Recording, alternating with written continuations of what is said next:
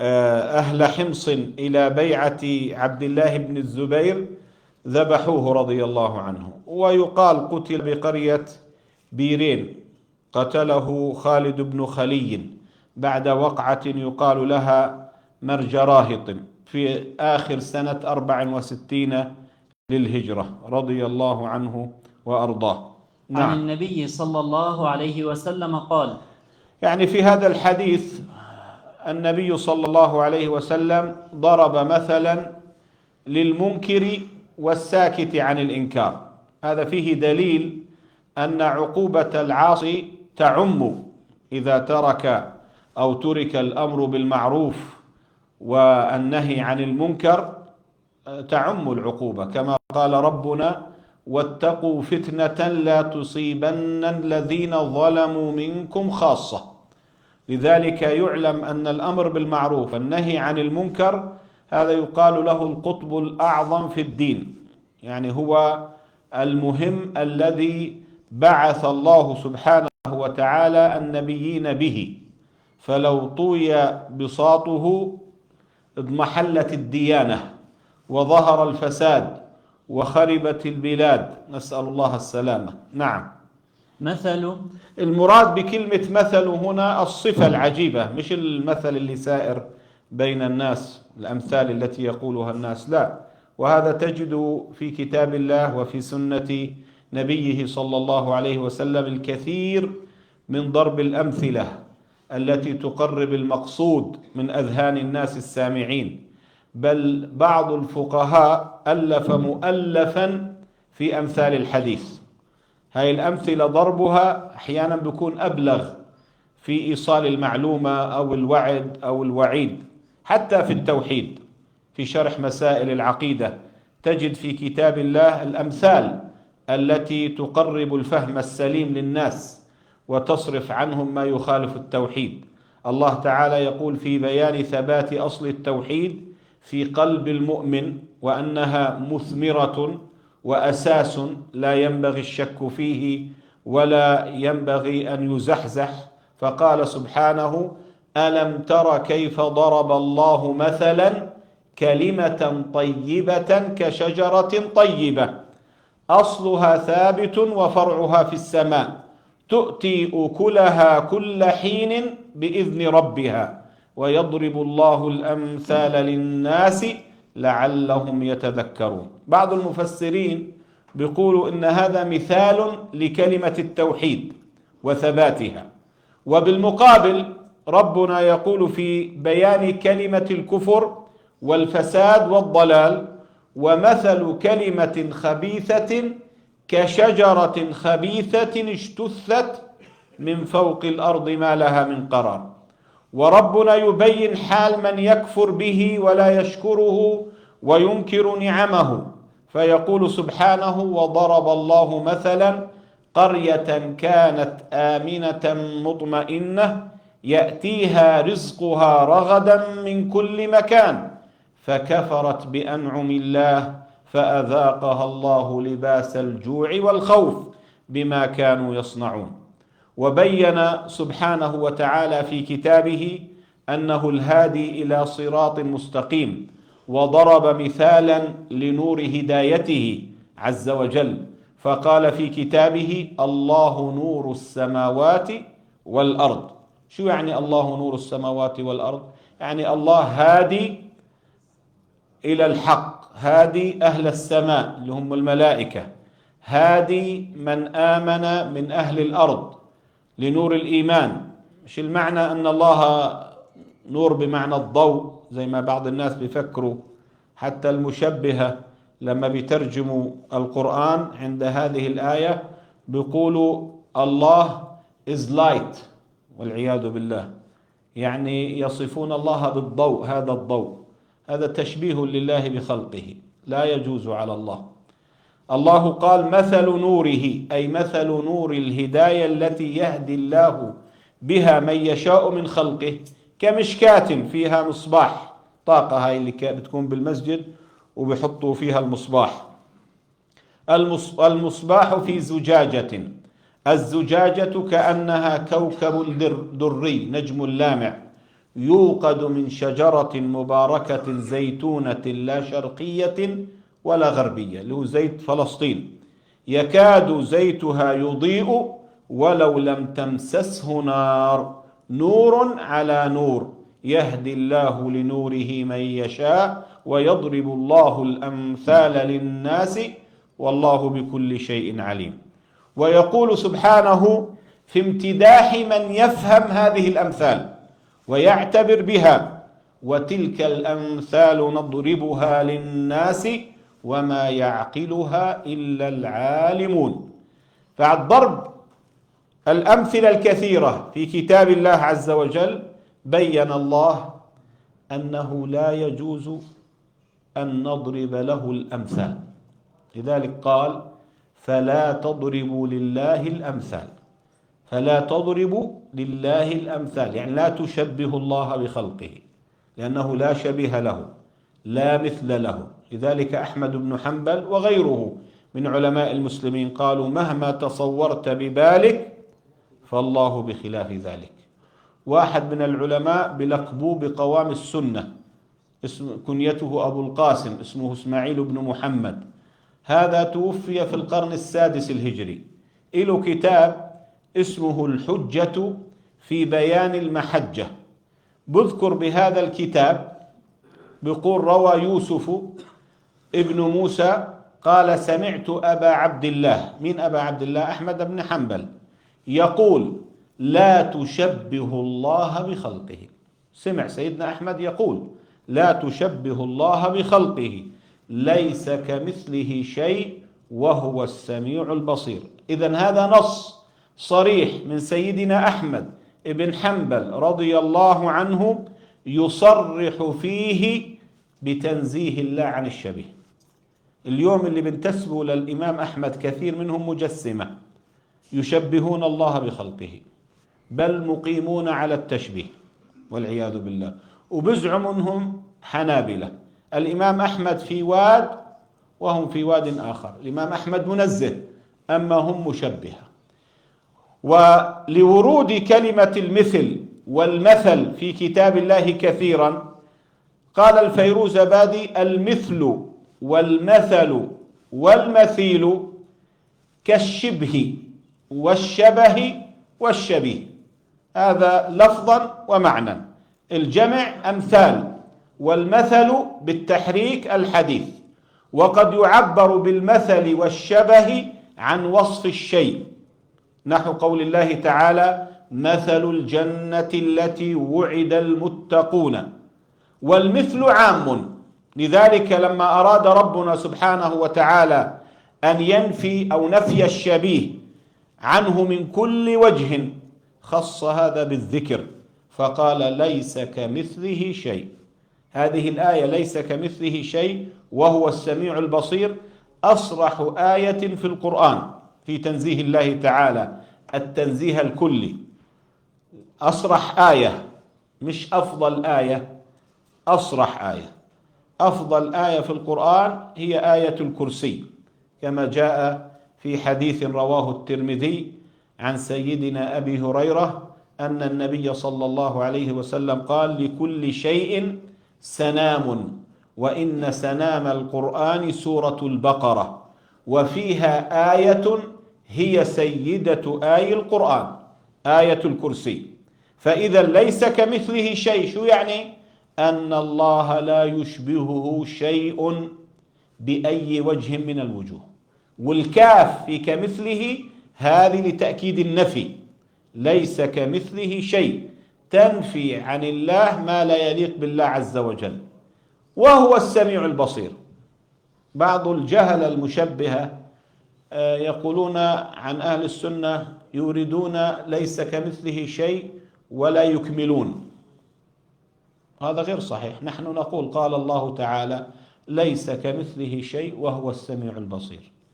الله تبارك وتعالى أثبت في هذه الآية صفة السمع له وصفة البصر، لكن قدم تنزيهه حتى لا يتوهم من يسمع أن سمعه كسمع غيره. أو أن بصره كبصر غيره، لأن ربنا لا يشبه شيئا من خلقه، لا يشبه الجسم اللطيف ولا يشبه الجسم الكثيف، لا يشبه الروح، لا يشبه الملائكة، لا يشبه الجن، ولا يشبه الإنسان، ولا يشبه الشجر. الجسم اللطيف لا يضبط باليد، الملائكة لا تضبطهم بيدك، الريح لا تضبطه بيدك، والجسم الكثيف تضبطه بيدك، مثل الشجر، مثل الإنسان، مثل الحجر. الله لا يشبه هذا ولا يشبه هذا. فإذا ورد في حديث ما ظاهره يوهم نسبة النقص إلى الله، أهل السنة بيقول لا يراد به الظاهر، لأن الله منزه عن النقص. هاي الآية ليس كمثله شيء.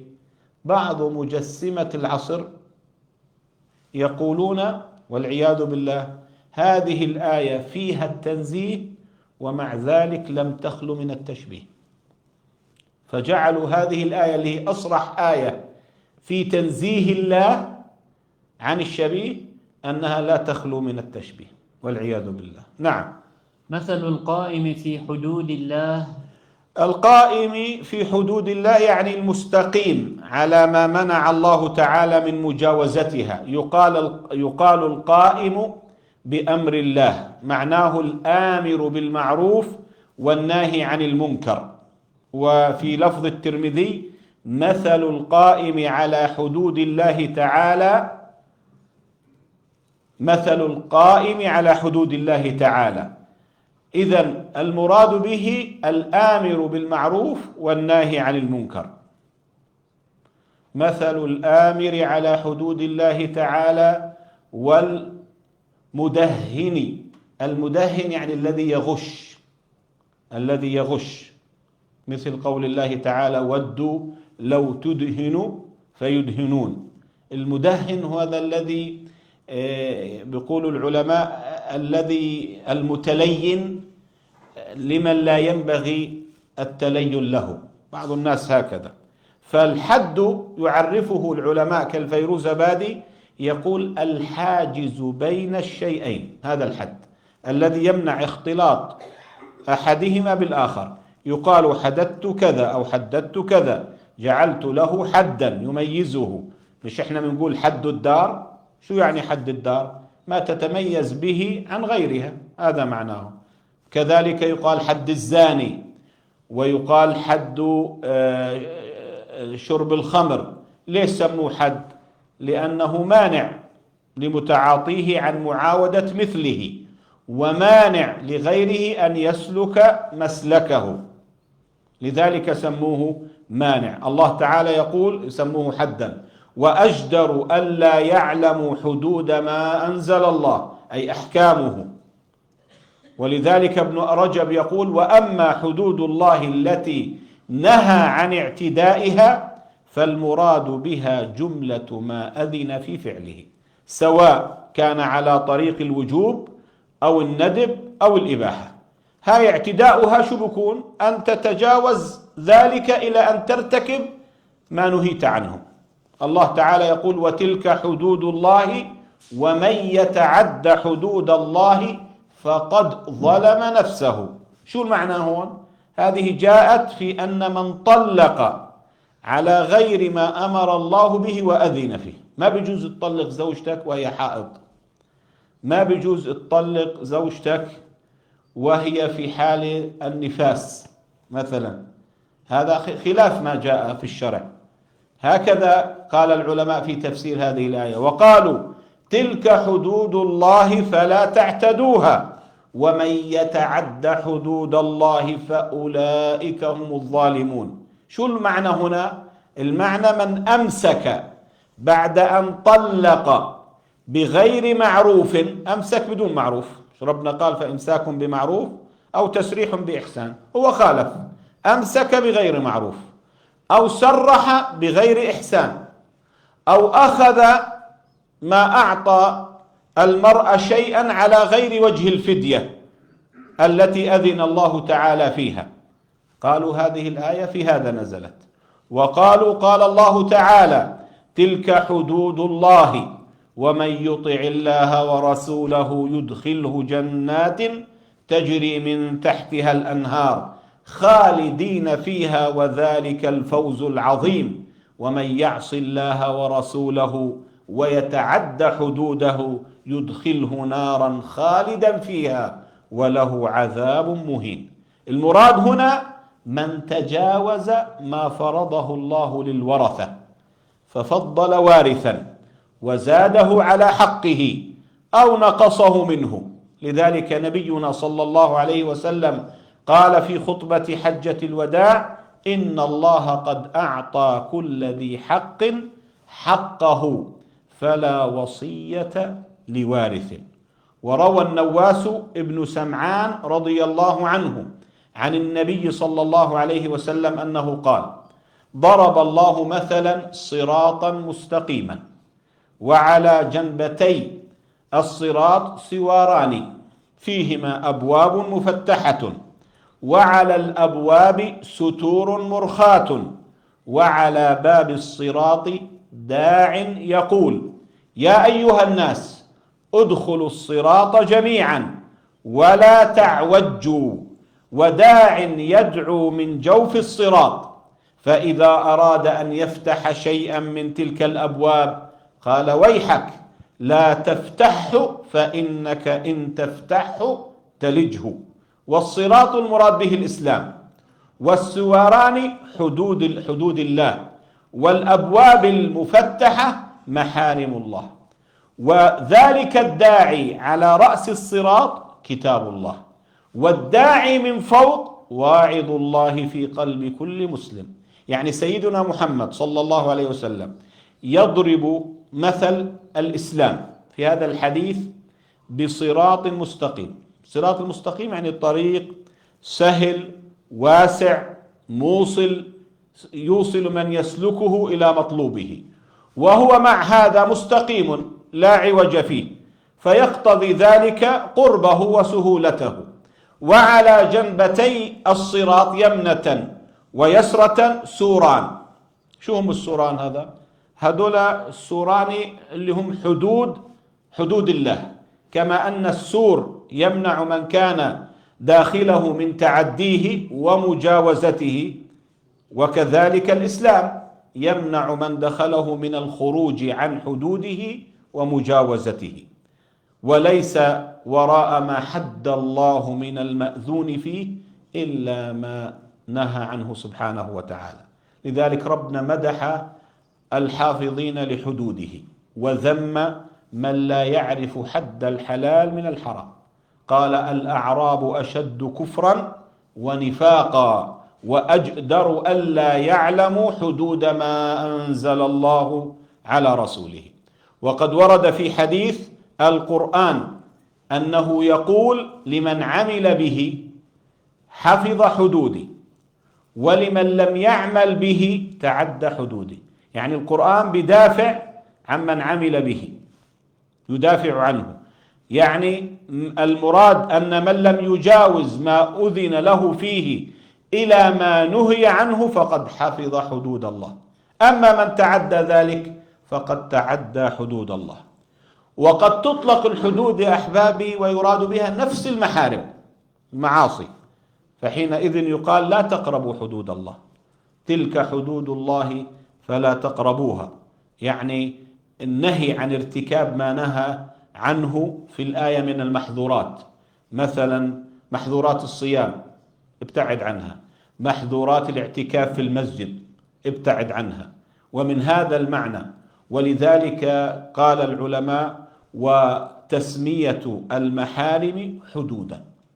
من هذا المعنى النبي صلى الله عليه وسلم قال: مثل القائم على حدود الله والمداهن فيها كمثل قوم اقتسموا سفينة. شو أراد بالقائم على حدود الله؟ المنكر للمحرمات والناهي عنها صلوات ربي وسلامه عليه. وقال أيضا: إني آخذ بحجزكم اتقوا النار واتقوا الحدود. قالها ثلاثا صلى الله عليه وسلم. شو أراد بالحدود؟ أي محارم الله، أي المعاصي ابتعدوا عن المعاصي. ولذلك حتى في خطاب بعض الصحابة جاء رجل إلى النبي صلى الله عليه وسلم قال له: يا رسول الله، إني أصبت حدا فأقمه علي. لذلك العلماء قالوا: تسمى العقوبات القدرة الرادعة عن المحارم المغلظة حدودا، كما يقال حد الزنا، حد السرقة، حد شرب الخمر. ولذلك النبي ماذا قال لأسامة لما جاء يشفع في من سرق؟ فقال له: أتشفع في حد من حدود الله؟ شو يعني؟ أي في القطع في السرقة. هذا معروف من اسم الحدود في اصطلاح الفقهاء. نعم. والواقع فيها، يعني الواقع في الحدود، يعني التارك للمعروف المرتكب للمنكر. وإقامة حدود الله بين الناس من أهم المهمات. ولذلك الشريعة لها فوائد عظيمة، وقد حث الشرع الحنيف على إقامة الحدود. ورد عن نبينا صلى الله عليه وسلم أنه قال: إقامة حد في الأرض خير لأهلها من مطر 40 ليلة. أن يقام حد في هذه الأرض خير من أن تمطر 40 ليلة. وكلمة الحد تطلق أحيانا على المخلوق بمعان عدة. مثلا الشخص يقول لصاحبه: إلزم حدك. شو يعني إلزم حدك؟ معناه لا تتعدى كذا وكذا. وعلماء التوحيد يقولون: المخلوقات كلها لها حدود. كل المخلوقات لها حدود، لها أحجام، لها كميات، سواء الكمية قليلة سواء كثيرة. إحنا كلنا أجسام. في منا الأجسام نوعان: في أجسام كثيفة، حكينا كثيفة يعني تضبط باليد. في أجسام لطيفة لا تضبط باليد. أجسام كثيفة مثل الإنسان والشجر والحجر. أجسام لطيفة مثل الروح والنور والظلام والملائكة والجن. كل هذه الأجسام لها حد، لها حدود، لها كميات خلقها الله تعالى عليها.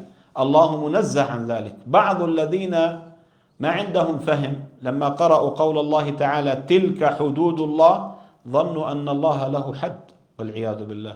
لذلك المجسمة بيقولوا الله له حد كبير بقدر العرش، وبعضهم بيقول الله أكبر من العرش، وبعضهم بيقول يصغر، الله عزمهم يتضاءل يصير صغيرا حتى ينزل في السماء، وبعضهم يقول هو بحد السماء محصور فيها. كل هذا تشبيه لله بخلقه، ضلال وكفر وفساد.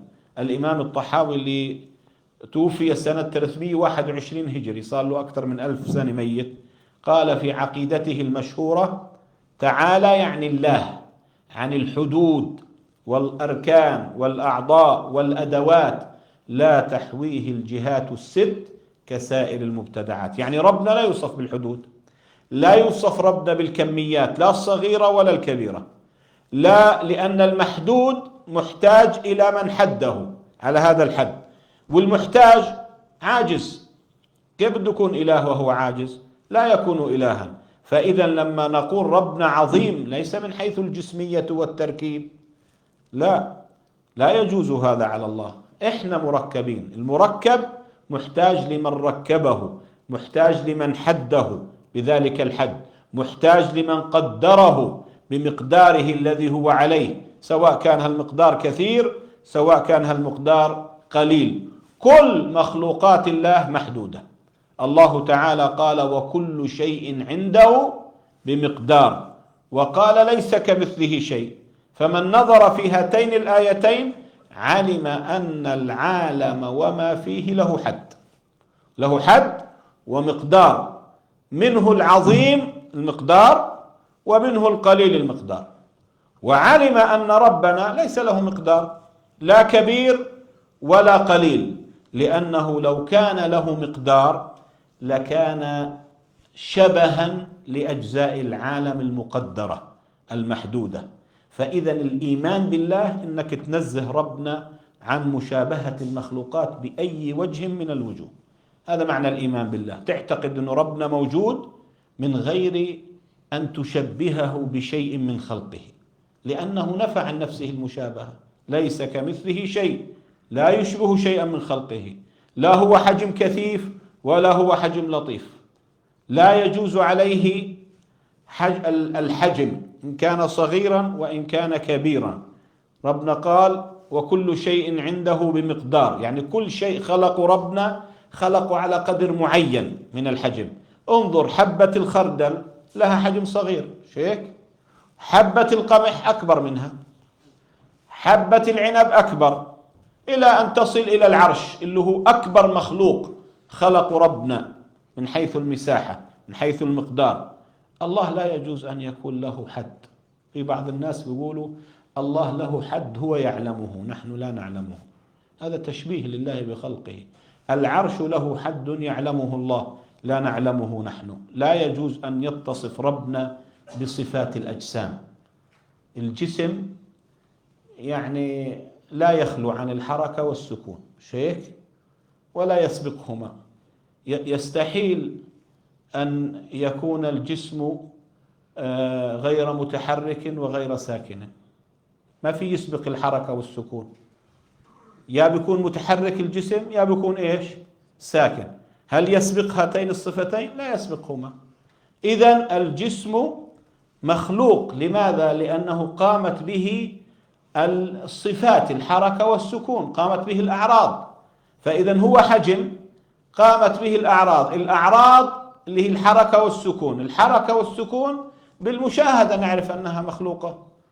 الحركة يطرأ عليها لما بتكون إيدك ساكنة وتحركها، انعدم السكون وطرأت الحركة، ثم بعد ذلك يحصل العكس. فالحركة والسكون شو بكونوا؟ حادثان، وما كان متصفا بهما لابد أن يكون إيش؟ محلا لهما، لابد أن يكون حادث. فإذا رب العالمين لا يجوز عليه لا الحركة ولا يجوز عليه السكون ولا يجوز عليه التحيز في مكان، لأن الذي يكون متحيز في مكان يكون محصورا. المحصور محتاج إلى من حصره. اليوم بيطلع لنا ناس على الفضائيات ما بعرف يعني شو بيطلع براسه، بيقول لك كيف بتنكر علينا نقول الله موجود بلا مكان أو الله موجود في مكان، لما إحنا بنقول الله موجود بلا مكان بنكر علينا. قول لا، الله له مكان، وهذا المكان الذي يوصف به الله معدوم. كيف معدوم وموجود؟ معدوم ليس له وجود. فهؤلاء يتكلمون بما لا يعرفون والعياذ بالله. المكان خلق من خلقه، لذلك أبو بكر قال رضي الله عنه قال المكان وضعه يعني من خلقه، المكان من وضعه يعني من خلقه. سيدنا علي قال كان الله ولا مكان وهو الآن على ما عليه كان. فليصف ربنا بالحركة، يصف ربنا بالسكون، يصف ربنا بالتحيز في مكان. الإمام الطحاوي من أكثر من 1000 سنة كفروا، مش إحنا بس. بارح سمعت واحد يدعي أنه من أهل السنة بيقول إحنا أهل السنة ما بنكفر حدا بالمرة، ولا حدا بنكفر. وبعدين قال واللي بكفر غيره الرسول قال من قال لأخيه المسلم يا كافر فقد باء بها أحدهما فإن كان كما قال ولا رجعت عليه. هذا يعني أورد هذا الحديث، هو الحديث لحاله اللي أورده برد عليه يعني، لأنه الحديث فيه الرسول شو بيقول؟ فإن كان كما قال، يعني كفره بحق فيكون كافر. قال أما إحنا ما بنكفر حدا، نحن نقول أهل السنة لا يكفرون بالذنب ما لم يستحل الشخص. ما بنكفر من شرب الخمر، من زنى، ما دام ما عم بيقول حلال. أما الذي يصف الله بالجسمية كيف هذا لا يكفر؟ هذا شبه ربنا بخلقه. الذي يصف الله بالجلوس شبه الله بصفة الكلاب والخنازير. الذي يصف الله تعالى بأنه يحل في الأجساد، يحل في العالم، يتحد مع العالم، هذا ما عرف الله والعياذ بالله. هذا كيف يكون مؤمنا؟ كيف يصح إيمانه ولو قال بلسانه لا إله إلا الله؟ هو قال بلسانه لا إله إلا الله لكن عرف معناها؟ ما عرف معناها. بعض الناس بيقولوا لا إله إلا الله ويقولون الله جسم قاعد على العرش، إذن ما عرفوا الله. ولو قالوا بلسانهم لا إله إلا الله. فالله لا يشبه شيئا من خلقه، منزه عن الجوارح كلها، منزه عن الأشكال، عن الألوان، عن التغير من حال إلى حال، منزه عن الانفعال. هؤلاء المجسمة بيقول لك الله يتغير بس تغير يليق به، والعياذ بالله. كيف تغير ويليق بالله؟ من أقوى علامات إنه العالم مخلوق إنه بتغير، هذا من أقوى العلامات. إذن الله منزه عن صفات المخلوقات كلها. نعم. كمثل قوم استهموا على سفينة. استهموا يعني اقترعوا، أخذ كل واحد منهم سهما نصيبا من السفينة بالقرعة. قد تكون هذه السفينة مشتركة بينهم أو ملك لهم فيقترعوا. أما كانت السفينة لواحد هو مالكها، هو يدخل ويقعد من شاء حيث شاء، هذا شيء آخر. نعم. لذلك العلماء قالوا ندب القرعة، إذا تشاجروا صار بينهم مشاحنة، يعني يقترعون، تنازعوا على الجلوس، نجلس بالأعلى، لا إحنا بنجلس بالأعلى، أنتم بدكم تجلسوا بالأسفل، مثل هذا بيقترعوا، يقترعون. نعم. هذا بيقترعوا إذا كانت السفينة إيش؟ مثلا هذه السفينة كانت لمجموعة يملكونها على سبيل الاشتراك، أو كانت موقوفة لفقراء، هكذا. فمن المقاصد اللي راعتها الشريعة حفظ الحقوق ورفع النزاع بين الشركاء. عشان هيك بتعرفوا اليوم بالمحاكم في أشياء بيلجأوا للمحاكم عشان القسمة، عشان يقسم بينه وبين شريكه، وبيعملوا قرعة ويحتاجون إليها حتى يعينوا نصيب كل شريك لما يتعذر التمييز أو يخشى التنازع. فالقرعة من جملة الأساليب الشرعية التي تحقق الإنصاف وتقطع الخصومة. لذلك الفقهاء ذكروها في أبواب متعددة بالفقه. لو واحد مثلا رجع لكتب الشافعية يجد موجود هذا الأمر، وبذكروا بيقولوا باب القسمة بين الشركاء، يذكرون هذا. بقول لك متى يجبر الشريك على القسمة؟ متى يجبر؟ المال مشترك، يمكن أن ينتفع كل شريك بنصيبه بعد القسمة بدون ضرر. طيب ما دام الأمر هيك، واحد طلب القسمة يجاب إلى طلبه ولو امتنع بعض الشركاء، ما بنقول له لا ما في، هذاك مش موافقين خلاص، يجاب إلى طلبه. مرات بيكون شريكين، واحد شريك بجزء يسير من الدار لا يصلح أن ينتفع به مستقل، هذا الجزء مثلا ما بيقدر يأخذه لحاله يستقل فيه، أما الشريك الآخر له معظم الحصة، فهذا الشريك الآخر إذا طلب القسمة يجبر ذاك الآخر على القسمة. مفهوم يا أحبابنا؟ يجبر، لا يقال له لا هذاك مش موافق. فالقرعة مشروعة في القسمة، يعني بعد إعداد القسمة وتقسيم المال إلى أجزاء متساوية أو مناسبة للأنصباء يتم تعيين نصيب كل شريك بواسطة شو؟ القرعة. ولذلك بيقولوا هي الطريقة التي تمنع التحيز وتحقق العدالة بين المتقاسمين. هذه القرعة يا بتكون بكتابة أسماء الشركاء، اكتبوا أسماء الشركاء في ورقة، ثم بيكون السحب على الأجزاء، مثلا هذول هاي الأرض هم شركاء فيها، فيكتبون أسماء الشركاء في رقاع، والسحب بيكون على الأجزاء، أو بيكون كتابة الأجزاء في رقاع وبيكون السحب على أسماء الشركاء. بالحالتين يعطى كل شريك الجزء الذي خرجت له به القرعة. وكيفية إجراء القرعة بيقولوا العلماء، بذكروا ما حنفوت بالتفاصيل، لكن بذكروا يقسم المال بحسب طبيعته. إذا كان مكيل يقسم بالكيل، إذا كان موزون يقسم بالوزن، إذا كان مذروع يقسم بالذرع والمساحة، والمعدود يقسم بالعد. تكتب الرقاع وتجعل في أوعية متشابهة ما بيميزوها حتى لا يتميز بعضها عن بعض. ويستحب أنه يتولى إخراج الرقاع شخص لم يحضر الكتابة، ينادوه من برا بيقولوا له تعال حتى ما حدا يشك بالأمر، يقول لك هذا مرتب هو إياه، جيبوا واحد ما له علاقة ما بيعرف شيء. نعم، هذا أبعد عن التهمة وأقرب إلى تحقيق العدالة. والقسمة العلماء قالوا عند اختلاف الأنصباء، يعني إذا اختلفت حصص الشركاء، مثلا يكون لأحدهم النصف وللثاني الثلث وللثالث السدس، شو بيساووا؟ بقسموا المال في مثل هذا الحال. هاي الأرض بقسموها إلى 6 أجزاء، لأن السدس هو أصغر الحصص، ثم توزع الأجزاء بالقرعة مع مراعاة عدم تفريق نصيب الشريك الواحد. بيجوا مثلا بقسموا الأرض 6 أجزاء وبيعملوا قرعة، وبراعوا أنه تكون يبدأ بصاحب النصيب الأكبر حتى ما تتفرق حصصه. فإذا طلع مثلا له رقم 1 و2 بعطوه 1 و2 و3 لأنه هو له النصف، هيك ما بيكون تشتت نصيبه، وهكذا. نعم، فإذا هذا فيه مراعاة دفع الضرر، فهي فيها حماية وفيها تحقيق للعدالة وتظهر بالقرعة. العلماء قالوا في باب القسمة وسيلة شرعية دقيقة لتحقيق العدل بين الشركاء، لذلك تمنع التنازع وتضمن توزيع الحقوق بطريقة منصفة، وهذا يحتاج إلى علم. لذلك الفقهاء أحاطوا بأحكامها بتفصيل دقيق يراعي اختلاف الأنصبة. نعم.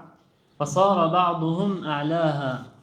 صار بعضهم أعلاها أي في المجلس. نعم. وبعضهم أسفلها من المنازل. وكان الذين يعني لو كان واحد في أسفلها، في البعض المستقر في أسفلها، إذا استقوا من الماء بدهم يأخذوا ماء مثلا، بسبب ذلك مروا على من فوقهم. بده يطلع يجيب مي من البحر، بده يمر على اللي فوق، مش هيك؟ الأسفل بده يمر على اللي فوق. أو بده يطلع مثلا، قد يكون بالة تحت، بده يأخذ البول يكبه بالبحر، أو تغوط بده يأخذ الغائط يكبه بالبحر. فشو بصير؟ اللي تحت بده يمر إيش؟ على الذي فوق. هذا قد يحصل إيذاء، قد يسمع كلام من الذين في الجهة العليا. نعم. فقالوا لو أنا خرقنا في نصيبنا خرقا ولم نؤذي.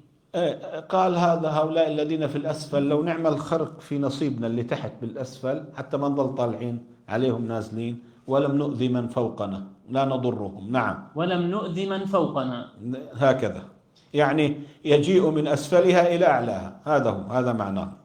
فإن تركوهم وما أرادوا. الرسول بيقول فإن تركوهم وما أرادوا، يعني إن يترك الذين سكنوا فوقهم إرادة الذين سكنوا تحتهم من الخرق، تركوهم يخرقوا، شو بصير هون؟ هلكوا جميعا، كلهم، الذين سكنوا فوق والذين سكنوا أسفل.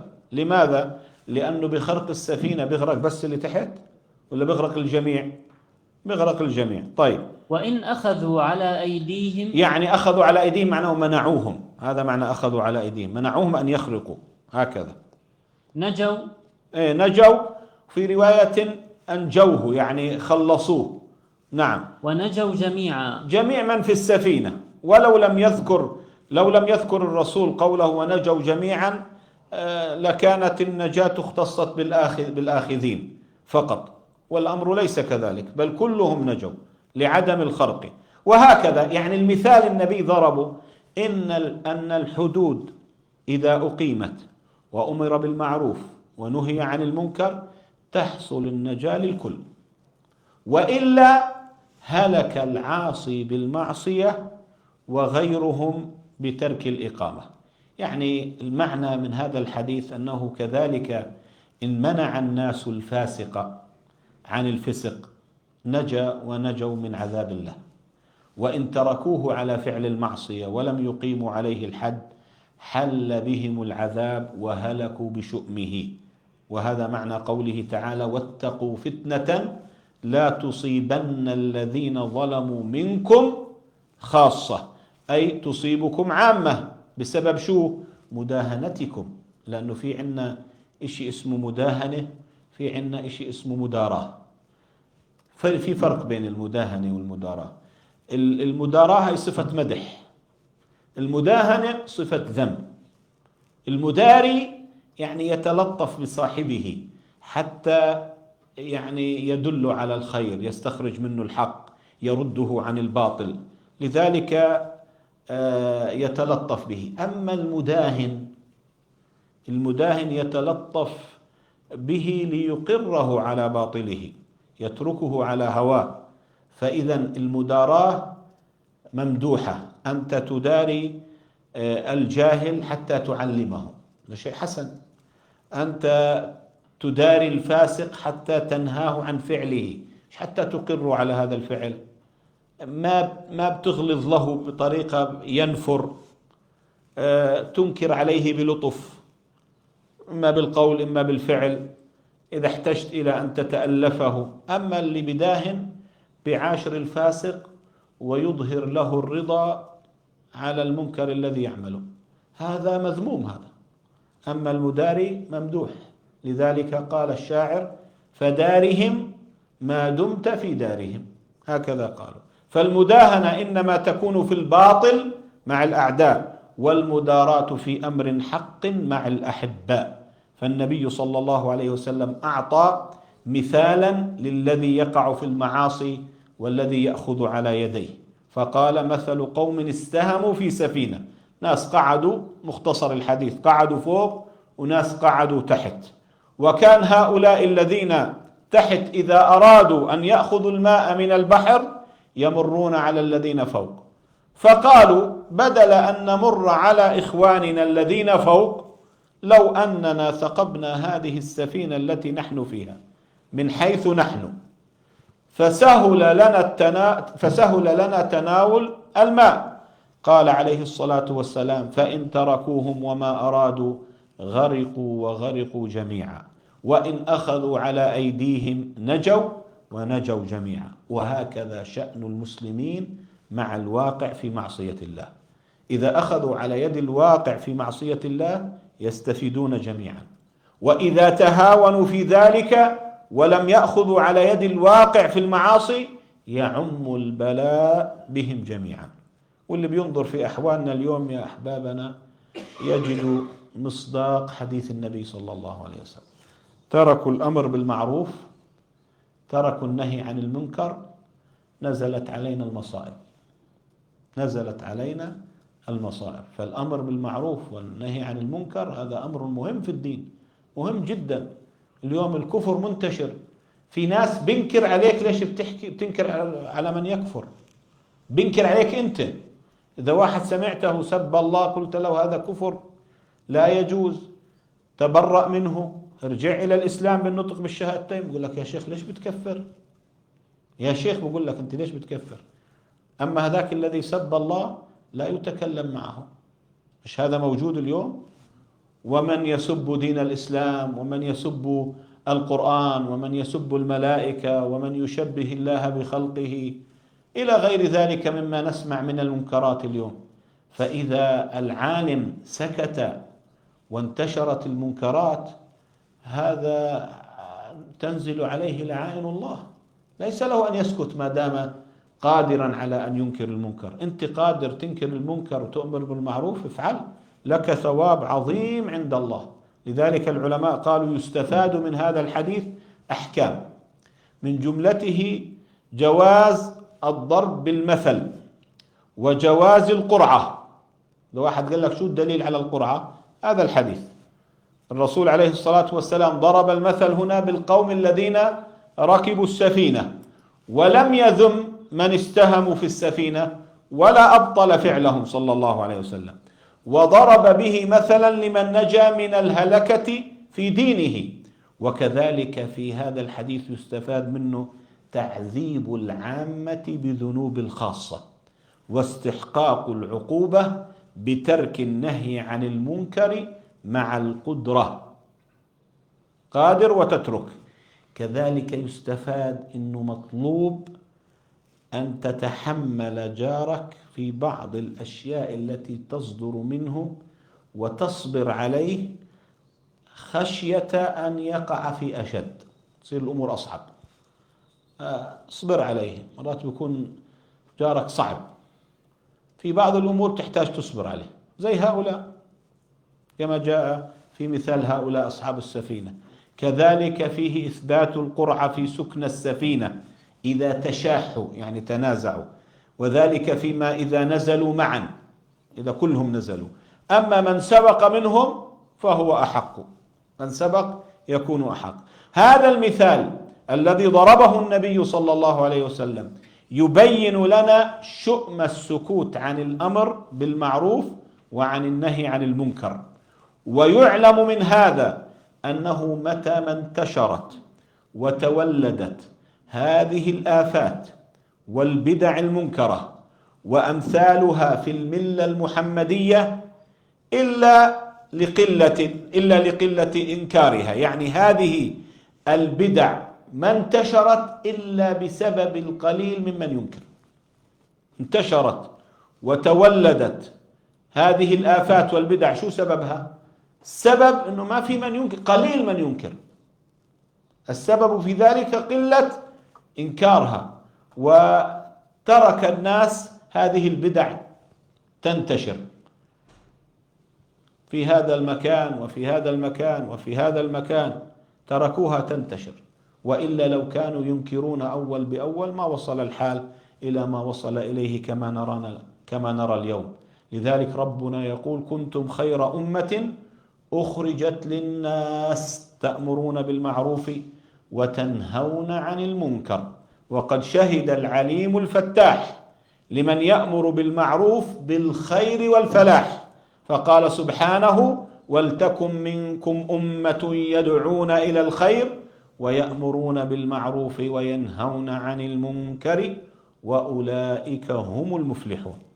وقال الملك الغفور: الذين إن مكناهم في الأرض أقاموا الصلاة وآتوا الزكاة وأمروا بالمعروف ونهوا عن المنكر ولله عاقبة الأمور.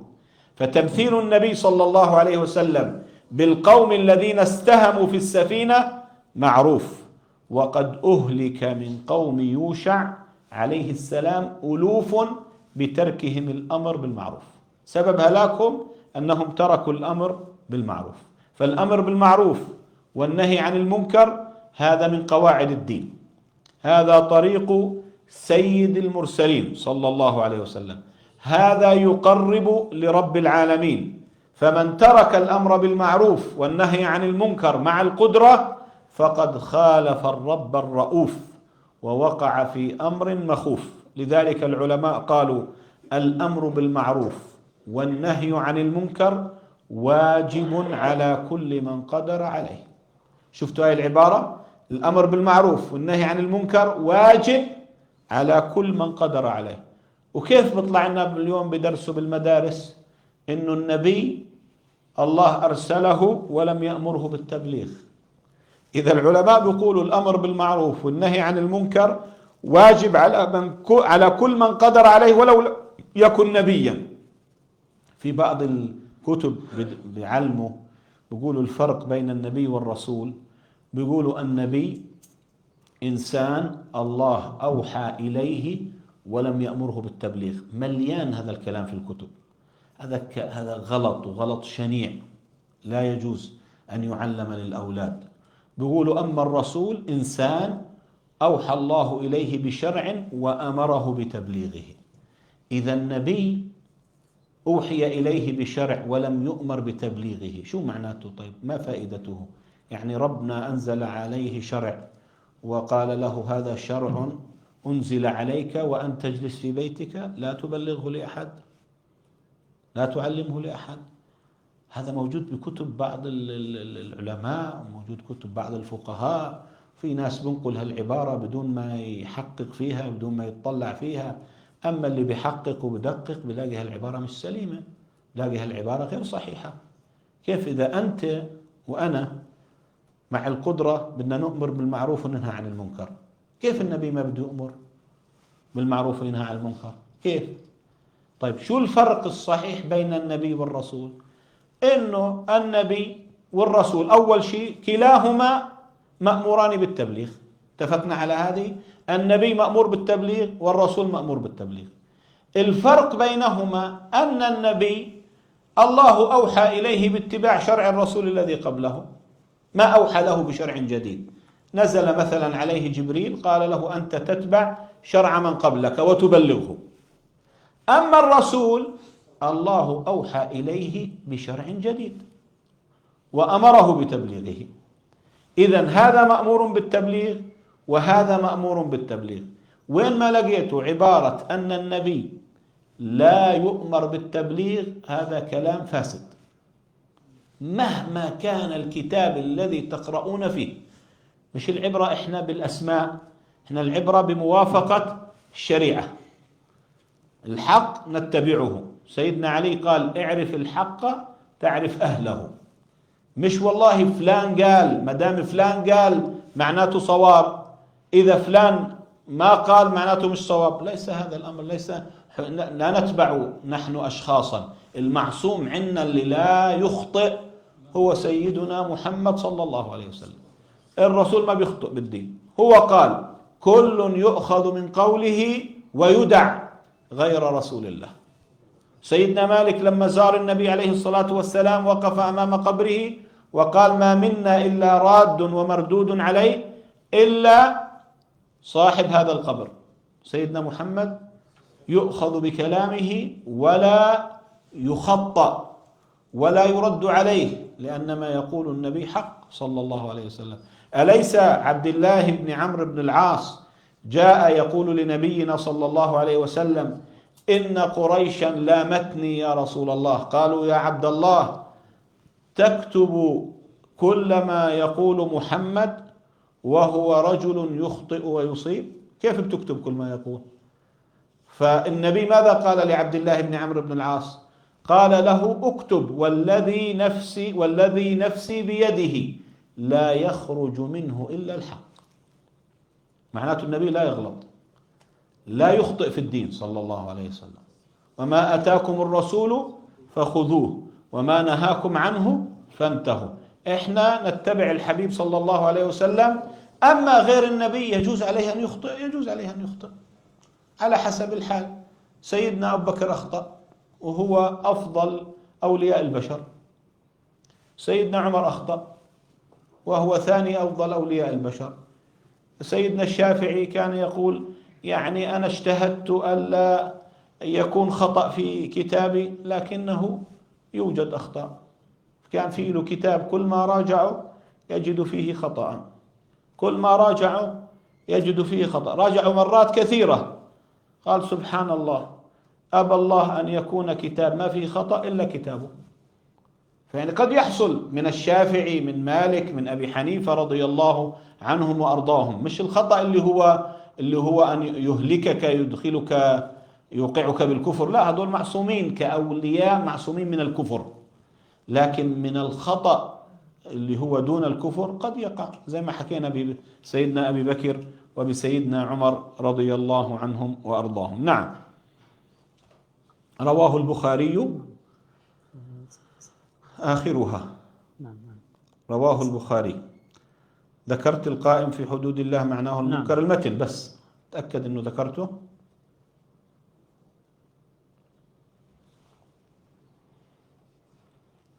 نعم، رواه البخاري. القائم في حدود الله تعالى معناه المنكر لها القائم في دفعها وإزالتها، والمراد بالحدود ما نهى الله عنه استهموا اقترعوا. والله سبحانه أعلم وأحكم. اللهم علمنا ما ينفعنا وانفعنا بما علمتنا وزدنا علما. اللهم إنك عفو كريم تحب العفو فاعف عنا يا الله. اللهم اقسم لنا من خشيتك ما تحول به بيننا وبين معصيتك، ومن طاعتك ما تبلغنا به جنتك، ومن اليقين ما تهون به علينا مصائب الدنيا.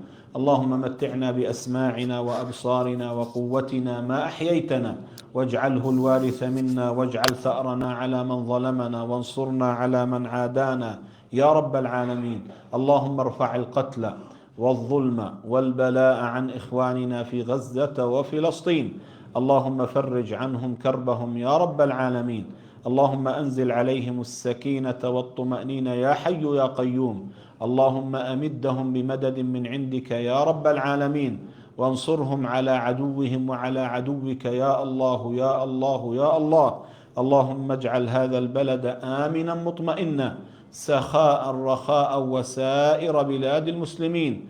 اللهم إنا دعوناك فاستجب لنا، وأعط كل من حضر واستمع هذا الدرس سؤله من الخير. بارك الله فيكم يا أحبابنا وجزاكم الله خيرا. هللوا.